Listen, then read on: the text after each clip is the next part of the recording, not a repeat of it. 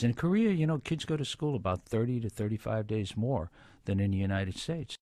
And a lot of our kids, I think, would benefit from extended days a year. I'm sure some of them prefer their summer vacation, but I think we can work that out. And overall, I thought the speech was comprehensive and in some ways quite visionary and very progressive, because I don't think anybody I've ever met doesn't think there should be a great teacher in every classroom. And yet, everybody knows great teachers are inequitably distributed in America today, Brian. Let me play this clip of the president talking about this longer school day, and then you'll tell me if you think you can sell this idea in New York City. I know longer school days and school years are not wildly popular ideas. Not with Malia and Sasha. Not in my family, and probably not in yours. But the challenges of a new century demand more time in the classroom. They can do that in South Korea. We can do it right here in the United States of America. Do you want a longer school year in New York City? Yes. Obviously we need to have the finances to do it. But, the mayor did several of these things. We have longer school days in New York, and we've actually extended the school year by a couple of days. You've got to make sure we've got to be able to finance it. We'd have to obviously go through the processes to make sure people are on board.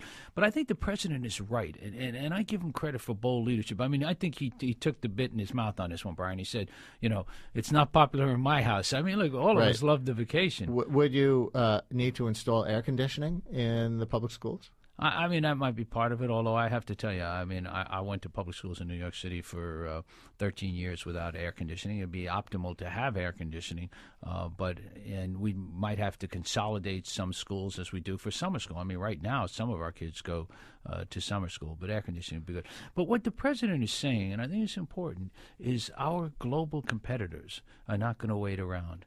And we have got to meet that competition. We're in this together. And extended day and extended year at places like KIPP are working very well. If you read Malcolm Gladwell's book, he looks very, very hard at how much more time a kid at KIPP gets. But this is not on the table in anything but a theoretical sense in New York City, or do you have any plans to put it on the table? No, it's not on the table now. We've already, as I say, done some stuff, but I would hope that there would be federal money that would be made available to support it. Okay. You talk about global competition, and the president also talked about eliminating weak state testing standards. I think this is actually a very big issue that gets too little attention. Students do much better on state standardized tests, including in New York, than they do on the federal one, known as the NAEP, which is really the one that compares us to other countries. So just as other countries are racing ahead of us in math and science and other subjects, we're fooling ourselves into thinking we're improving with these easy state tests. Now let me play a clip of the president on this and then get your reaction. Today's system of 50 different sets of benchmarks for academic success means fourth grade readers in Mississippi are scoring nearly 70 points lower than students in Wyoming, and they're getting the same grade.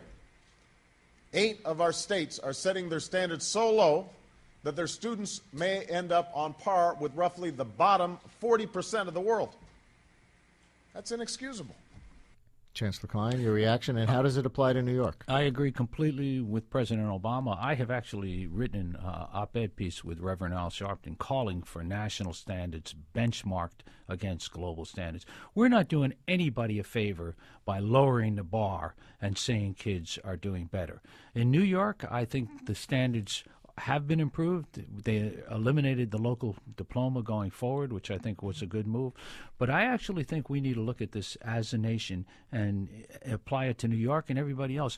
You know, the president said in his speech that there are kids in other countries who are doing work in the 6th grade in math that our kids are doing in the 8th grade. That's not a winning formula, Brian. But I've read or been told, really, that even in New York, the state results do not match up with the NAEP, the national tests. And so our state's tests are not accurately measuring student achievement compared to the rest of the world in the same subjects. Do you disagree with that?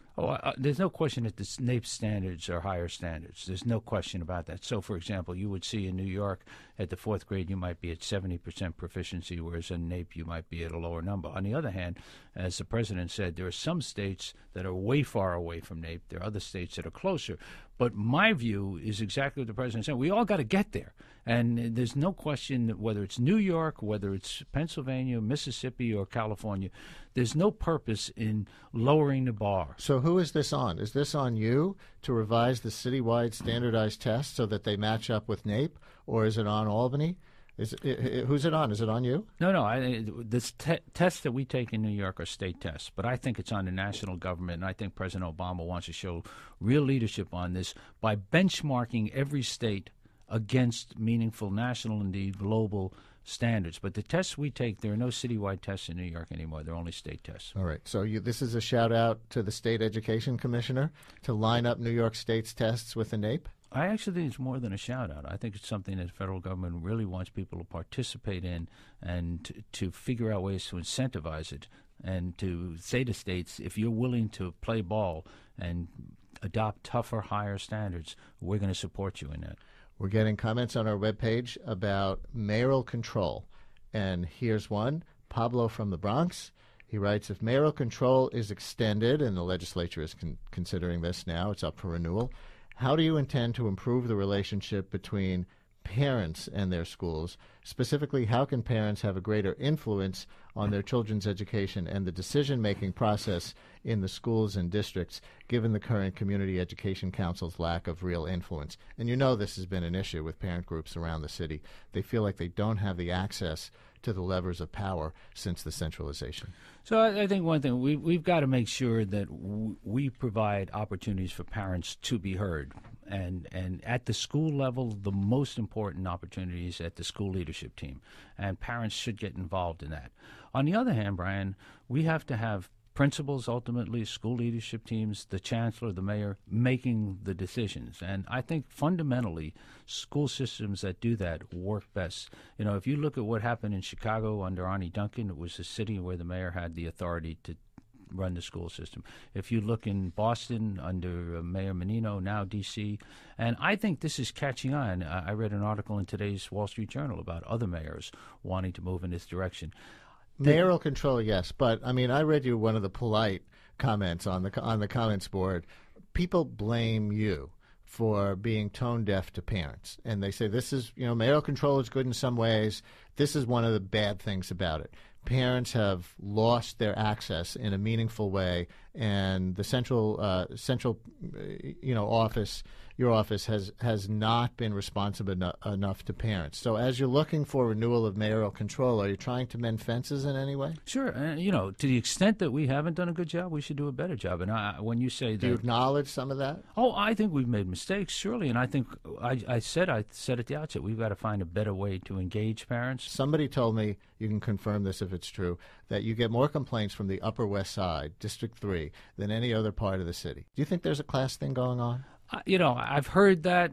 I haven't surveyed it, but certainly in my experience, I go to a lot of churches, community groups, and there's not the same pushback on testing. And in fact, if you remember when the mayor did the third grade promotion and said you had to pass the test to go on in fourth grade, I mean, the polls were very, very strong in favor of the mayor. And the same thing, when they surveyed parents recently in a Quinnipiac poll, there was like almost a 20-point gap in favor of mayoral control. So sure, there were people unhappy. This is New York City. Everybody has a lot of views. But in general, there's no question, I think, the citizens support the progress the schools are making. We need to do a better job, but our schools are moving forward. Is the Upper West Side your number one neighborhood for complaints?